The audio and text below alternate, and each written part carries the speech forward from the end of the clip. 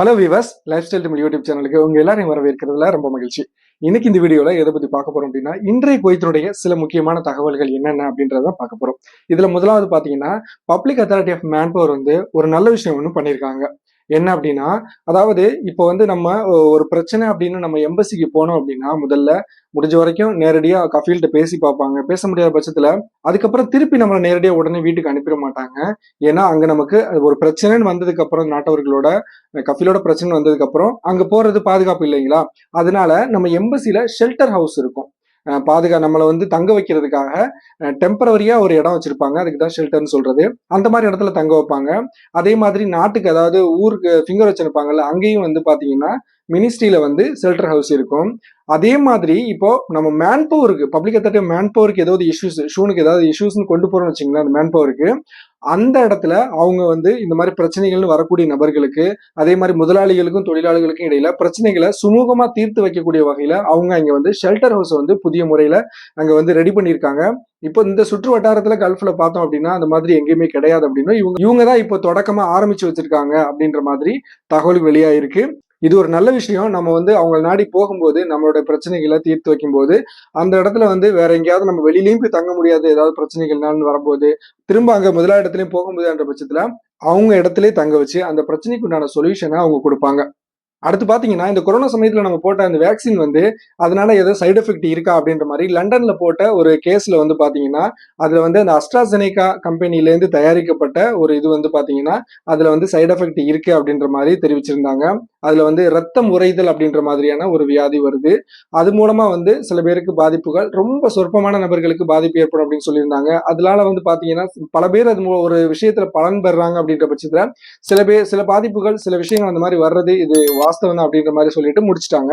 இதே மாதிரி இந்தியாவுல அவங்க வந்து இதுக்கு உண்டான ஆய்வுகள் நடத்தப்பட்டு வந்துகிட்டு இருக்கு. ஏன்னா அஸ்ட்ராசெனேகாவுடைய அந்த பிராண்ட் வந்து அங்க இந்தியாவிலும் யூஸ் பண்ணியிருந்தாங்க. அதே மாதிரி இங்கேயும் பாத்தீங்கன்னா குவைத்துல அஸ்ட்ராசெனேகா வந்து யூஸ் பண்ணதுனால அது சம்பந்தமான தகவலை வந்து எம்ஓஹெச்ல இருந்து அறிவிச்சிருக்காங்க. என்ன அப்படின்னா, இங்க யூஸ் பண்ண வந்து அஸ்ட்ராசெனேகா கம்பெனியை தவிர அதுல இருந்து போட்ட ஊசி பாத்தீங்கன்னா அது வேறொரு பேரு, வேக்ஸ் அப்படின்ற மாதிரி ஒரு பேர்ல வரும். அதனுடைய பாதிப்புகள் வந்து எந்த ஒரு பாதிப்புமே கிடையாது, பாதுகாப்பானதுதான். அதனால மக்கள் பயப்பட வேணாம் அப்படின்ற மாதிரி தெரிவிச்சிருக்காங்க.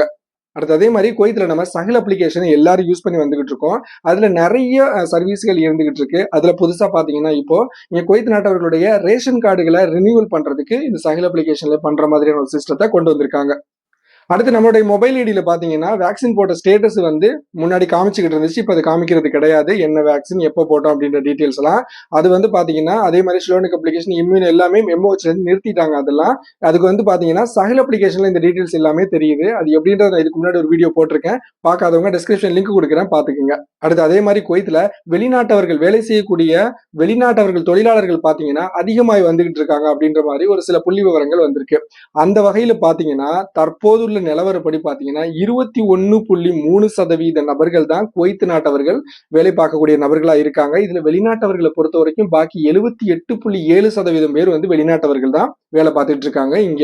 இது ஒரு பக்கம் இருக்கும்போது குவைத் நாட்டவர்கள் நிறைய இளைஞர்கள் வந்து நிறைய பேர் வந்து வேலை இல்லாம இருக்கிறாங்க அப்படின்ற மாதிரியான ஒரு தகவலும் வந்துகிட்டு இருக்கு.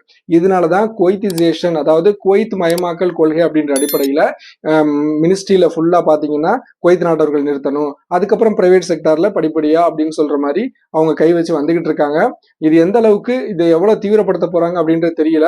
இருந்தாலும் இதுல வந்து அவங்க நாட்டவர்களுக்கு முன்னுரிமை கொடுத்து வந்து எல்லா இடங்கள்லயும் குவைத் நாட்டவர்களுக்கு அந்த வேலை இல்லாத திண்டாட்டம் இல்லாத அளவுக்கு இதை நிவர்த்தி பண்ண போறாங்க.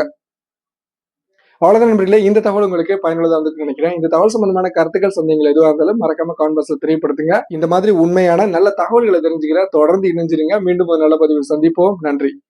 லைக் பண்ணுங்க, ஷேர் பண்ணுங்க, சப்ஸ்கிரைப் பண்ணுங்க.